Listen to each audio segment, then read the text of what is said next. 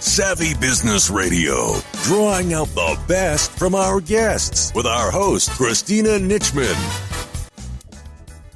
Our guest today is Barney Feinberg, CPA and coach, sharing his latest insightful book today, The Chemistry Factor: Create Powerful Business Relationships for Greater Success. Find out more about Barney and his latest book at thechemistryfactor.com. Hi, Barney. Welcome to Savvy Business Radio. How are you this evening? I'm well, Christina. And you? I'm doing fabulous, even more so that we're connected. I'm super excited to have you come tonight. You're here with the Savvy listeners, going to talk about your new book, The Chemistry Factor. I found it really fascinating, the topic of your book here. And you're also a certified life and executive coach. So we've had a lot of coaches come on and share their wisdom, and we're grateful to have you share yours. Share a little bit about your background, a brief background history, to let the audience know how you came to working in business and as a coach. Well, I started off as a CPA, intent to learn the language of business. Sent me overseas, where I lived 7 years in Hong Kong, running and starting a buying office for a major clothing conglomerate. Came back to the States, became a certified recruiter. And I then decided to add executive and life coaching to my recruiting business. So that's kind of the history. You know, it's kind of interesting because a lot of the coaches I've had on have been more right brain. And when I saw CPA in your title, I was like, wow, that's kind of more left brain. What kind of drew you to coaching in particular? Wow. Well, as an executive recruiter, I really enjoyed, meeting, the clients and the candidates. But the thing that kept, coming out was how disconnected they were. Okay. A lot of people were unhappy. They would always give me reasons why they wanted to leave. And even the people that I was working with, a lot of them were like, this is not an easy place to work. And I'm like, wow, you're spending more hours at work, at least, waking hours, than anywhere else. And it just didn't make sense to me. So I decided to take on coaching. I had been introduced to it. I had taken a couple of courses, had been coached myself a little bit, and it just became a great fit. It allowed me to merge coaching with recruiting. And about 10 years ago, I created Life Balance Recruiting, and that's now morphed into the Chemistry Factor. Wow. So that was my reasoning. Yeah. And I can totally see how that segued into your book, The Chemistry Factor, because you had talked about how unhappy people are. And this is really interesting because I've worked as a business coach myself, as a consultant. And I walk into businesses and my primary expertise is AR. So, your cash flow issues, you're not bringing in the cash you want, what's going on. I'm your gal. I come in, I see what's not working policy-wise, system-wise. But often it's a people problem. And, you'll talk to the management, they'll say, oh, everything's rocking, the customers love us, the employees love us. But then we talk to the employees and we get a totally different picture. And that reminds me of what you're talking about right here as a recruiter. People are going from job to job unhappy, realizing sometimes it's not really the job that needs to change, but really your relationship to it and our chemistry with each other. And I think that's what kind of brought you to creating your book. Am I right? Yes, exactly. It really boils down to relationships. I've seen people that, have what looks like the greatest job in the world, but they're not happy because they're not relating to the people they're working with every day. Yeah. They're so often disconnected. And, that's really what I get into the depths of. What happens is we allow circumstances to dictate who we are. Oof. And we're human. And the truth of the matter is we could actually get to choose who we want to be no matter what the circumstances are. So that's kind of what I address. And I get into a lot of depth. This is such an important topic. Whether you're owning a business, because if you own a business, you're going to have employees and you want them to work together coherently. You want them to be excited to come to work. And this reminds me, Barney, many years ago, I worked at what I would call at the time as an employee, the dream job. It was one of the coolest jobs or companies I ever worked at. Loved it. Got a lot of respect from my bosses, the other employees I worked with. We really jived. Then they sold and they got new management and everything changed. And it was very interesting because like the management didn't make us feel comfortable. It was like a totally different company. And a lot of us started dropping like flies, leaving the company. And we didn't change as people, but the circumstances changed and we allowed it to kind of shift us out of the job. And that's kind of sad because reading your book, I think we could have maybe as a group worked together, kind of maybe studied your book and decided, okay, we can make this situation work for ourselves and make this still our dream job.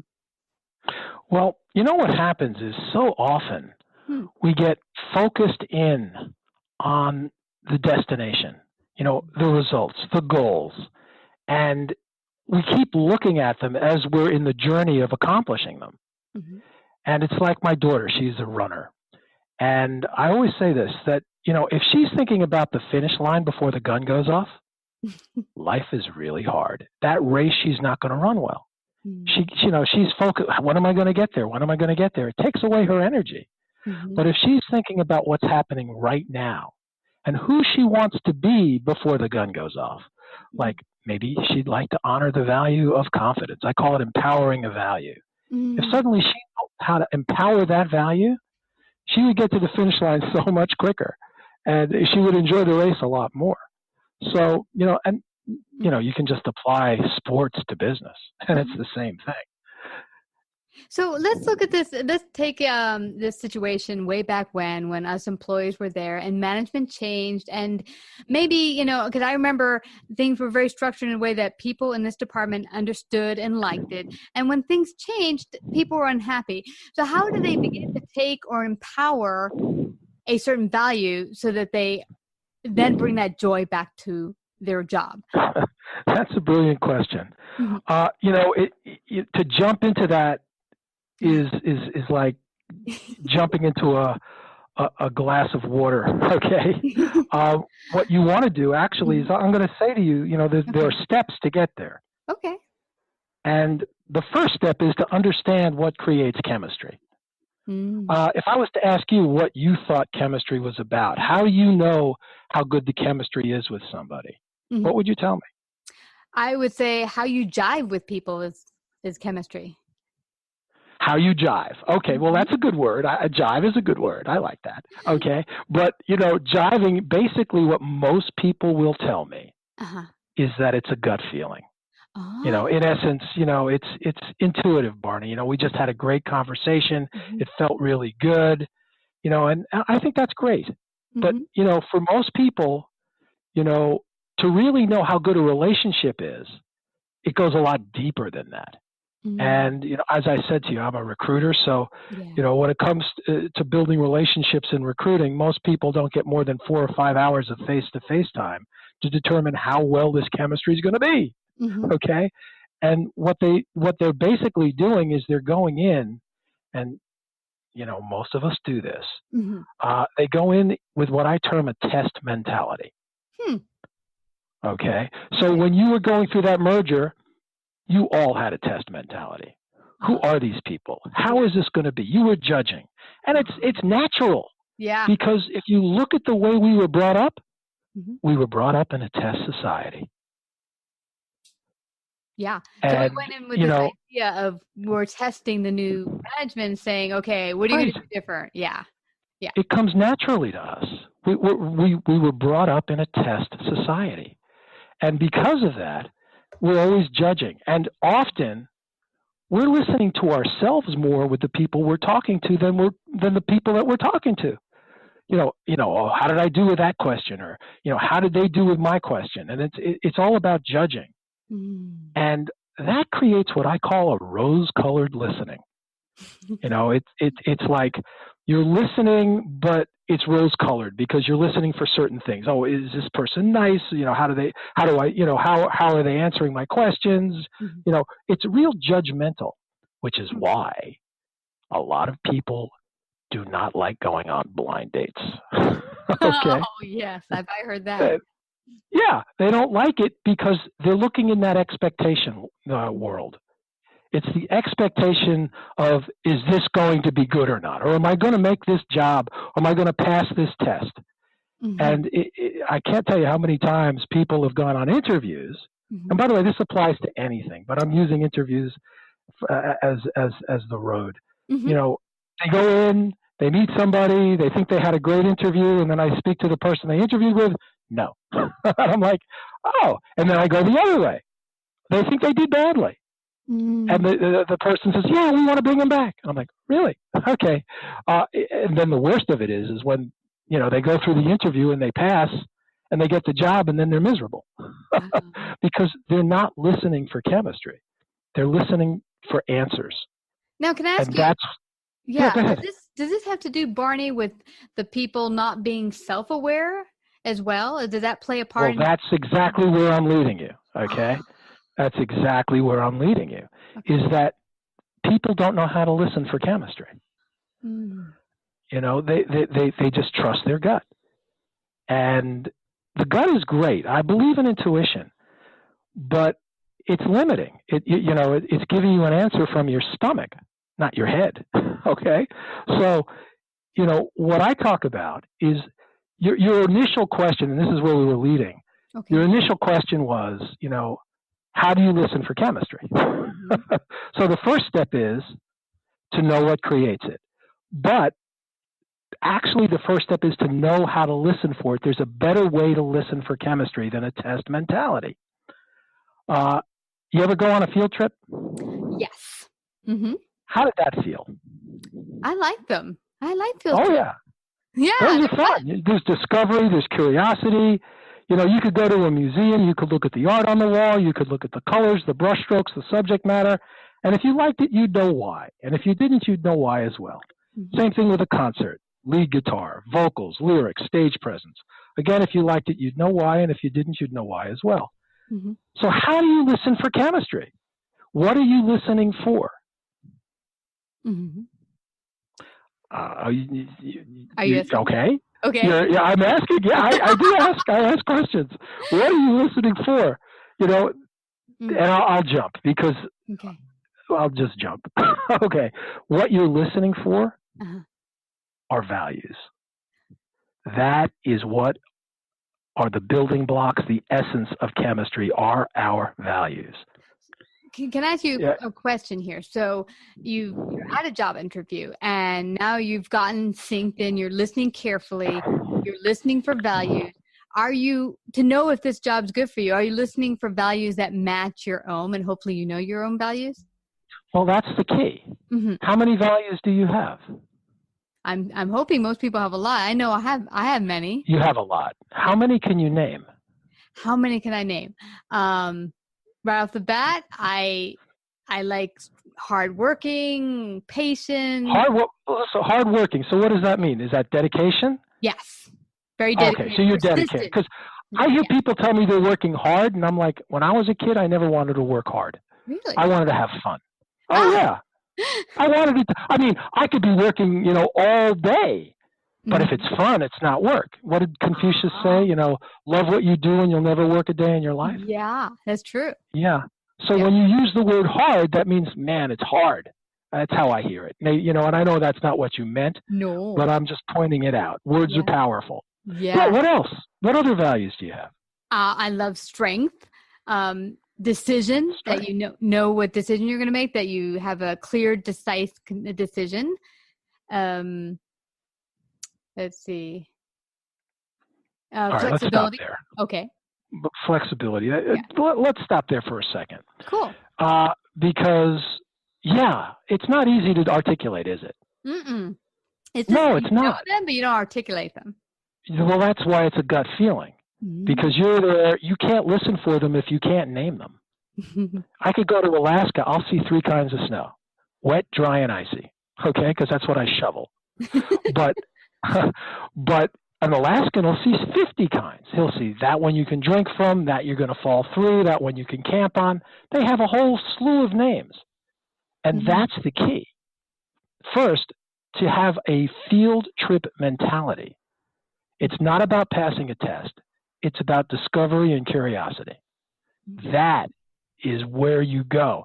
And if you're in discovery and curiosity and you're listening for the values that are being shared in the conversation, you will start to identify them. And that's the key, okay, when it comes to listening for the values you have. But the first step is to identify your values. That's just the first step. There are 4 steps, by the way. The second step is once you identify them, have a definition for them, define them, know what they are, and this is how you can really know that you can empower a value, is your stories. You said hard work, okay? What I'm guessing is you're talking about dedication to excellence or something of that nature. Is that a fair? Yep, that's it. There you go. So dedication to excellence. I will bet you there is a story in your life that inspires that value. That like, oh my God, that's the story. Because, story is what inspires us. So why do we go to see movies and watch TV? Back in the day before the written word, who was the biggest guy in town? The storyteller. He would tell us the morals. He would tell us our values. He wouldn't use the word. He would use the story to inspire us. When you have that story that lifts your soul to dedication to excellence because it's just that inspiring, you're empowering that value. Now you've got ownership. Now you've got ownership. And now that you've got ownership, it's so much easier to hear what are the values that I'm connecting to with this person and which ones am I not? And that's a great thing to know because, if you want to be a masochist, you can go to the ones that disconnect you. You can do it. I wouldn't recommend it, but you can do it. But if you really want to connect with people and knock down those walls of disconnection, build the bridge. I call it authentic connection, where you are honoring a value that the person you're working with is honoring at the same time. Wow. It's magical. So this is cool, Barney. So I'm just going to stop you here. So you're in a situation. Good. I'm glad you do, because I do have a tendency to talk. I just want to get clear here. So we're not in an interview. Let's say now we're at a job and maybe situations change, new employee, new management, whatever. So you don't have to change, but you're talking about how you can by getting synced in with your own values, that every single person, you can find a value that matches something that you value. I'll give you a better example. Let's say this new person comes on board and you're reporting to them. Okay? And you notice that they're micromanagers. Ooh. How do you feel about working with a micromanager? Ooh, not fun. No, you would take away a lot of your freedom, your independence. You'd be upset. There'd be a lack of trust. I mean, all these values would be popping up and around. And, it's not your fault. It's because they're being a micromanager, right? Yep. But I can tell you this. We have values in common with everybody. And there was somebody that I worked with that was going through that exact situation, okay? And we talked. And I said, well, let me ask you something. How much are you trusting her? And it was like silence. Well, how can I trust her? She doesn't trust me. Oh, so you're allowing your circumstances to dictate who you are. And she learned how to empower the value of trust.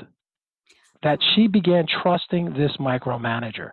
And the interesting thing is, eventually this micromanager was trusting her. She's like, thank God I can trust her. It's like, I don't want to, how much time it takes a micromanager to have to do all their work? Wow. They go nuts. They're doing way too much. Once that trust started to show up, she was the one who was the go-to. She was the one who got the first promotion. I mean, because she understood how to connect with her. Now tell me, how did you know, listening to her story, that trust was the issue? Because I've seen micromanagers. What, you didn't? I didn't know. Wow. She knew. I asked her. Wow. She doesn't trust me. Oh. And I said, well, wait a minute. How do you know she doesn't trust you? Because she keeps checking everything I do. And I'm like, well, maybe she doesn't trust anybody. Well, yeah, that's the way she was with everybody.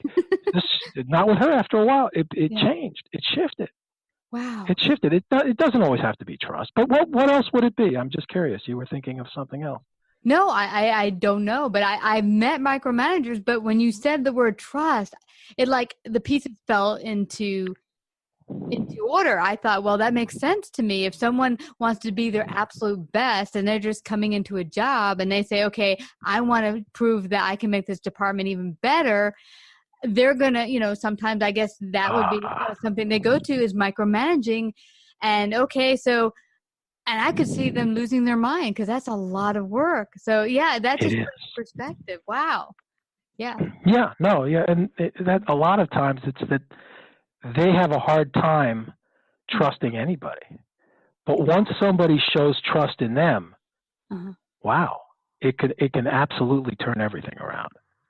Well, that's and once you start connecting with people, those values that you thought were missing, they weren't. They weren't missing. It was just the circumstances. So often we disconnect from our values because of circumstances. That's why they invented Thank God It's Friday. Okay? because we react. We don't choose who we want to be. But we have the ability to do so. And when we know how to, then suddenly the world changes. Suddenly we get to choose who we want to be with each person that we work with. And here's the thing. There are people that are great at this. They do it naturally. And I talk to them and I say, yeah, well, have you ever thought of doing it even better? Because here's what happens. I call this DNA values. And DNA values are the values that are ingrained in us. They're on automatic pilot. They create our success formulas. And they control us more than we control them. Interesting. And once we realize that, I was just working with a guy today, and we were going over his DNA list, and he had one there that really got very little recognition. And there are exercises that I use in the book that help people discover what their DNA values are. And I looked at him. I said, you only mentioned this once in this whole story that you wrote, and there are others that you mentioned 7 or 8 times. And he looked at it. He said, "Wow, I could have written it I could have written it 20 times." I said, "Yeah, you could have." And we were talking about another value that was important to him, which was strategic thinking. And he started to realize that this DNA value of organization stopped him from being as strategic as he wanted to be, because organization would get in the way, saying, "Oh, that's too much to organize. Let's avoid that one." I'm like, oh, wow. That realization was like, oh my God. And that's the first step, is to understand what's controlling you. Wow. What are the values that just I don't even think about? That's just the way I work. People like that. Everybody's that way. They all have their automatic reflex values that they use. Yeah. Once you start empowering others that you may not have brought to work as much, and this is where it comes back, those people that are really good at working with people, try some new values to connect with people. You may find that suddenly your productivity is even more enhanced, and your satisfaction is even higher. I mentioned in the beginning, why did I do this? You've heard of SHRM, Society for Human Resource Management? No, I haven't. Okay, well, it's a very big operation. They do commercials. They're all over the place. And they did a study 2017 as to satisfaction and engagement. And they said, this is the best it's been in 5 years. And I said, wow, that's pretty good. What was it? 32% of the people surveyed were very satisfied and engaged. And I listened to that. I said, 32%. That means that the rest are either just satisfied or not satisfied? Mm-hmm. That's awful. That's terrible. No one will be given that a passing grade unless you work for a company that's happy to be satisfied. But most companies I know want to be more than that. They want to be dynamic. Yeah. They want to fold the envelope to the next level. And that's what my system does, is it helps people find new values that they've never used at work, to connect to people that can inspire them beyond they've ever been inspired before. This is great. We've got hundreds of values. Yeah. So, there's a lot of stuff. And this is great, I believe, not just individually, but bringing into your organization. We have a lot of business owners that listen in. And if you feel that maybe there's wanting going on, there's not a lot of employee engagement, people don't seem that happy to be there, it would be great to use it as a study tool, or, once a week getting together and seeing how we could all discover our own values and then enhance each other's experience here at the job. This is a great tool. Yeah, it really works. By the way, one of the values I've noticed a lot in you as we've been talking, but I'm not going to tell you. But one of them is you're a really good listener. Oh, thank you. Has anybody told you that? I think so. I usually hear after the interview, I had a good time. But good. I just love connecting with people, and I'm curious about everything that everyone's working on. I'm just super curious. Yeah. Well, curiosity is a great place to be. It opens up opportunity. It opens up connection.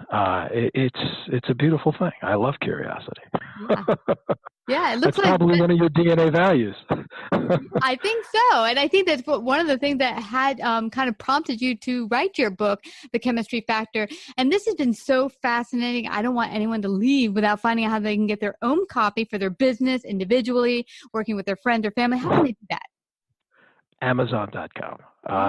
It's The Chemistry Factor, create powerful business relationships for greater success. I mean, we all have success. We've all experienced it. But the more engaged we are with the people we work with, it's just natural. The team becomes a championship because they work together, and they work together, authentically. Mm-hmm. It's not, you can't fake. You can't fake honoring a value. You can't fake empowering a value. Either if you're thinking about a value and you're smiling on the inside and churning on the outside, smiling on the outside and churning on the inside, ouch, that hurts. Yeah.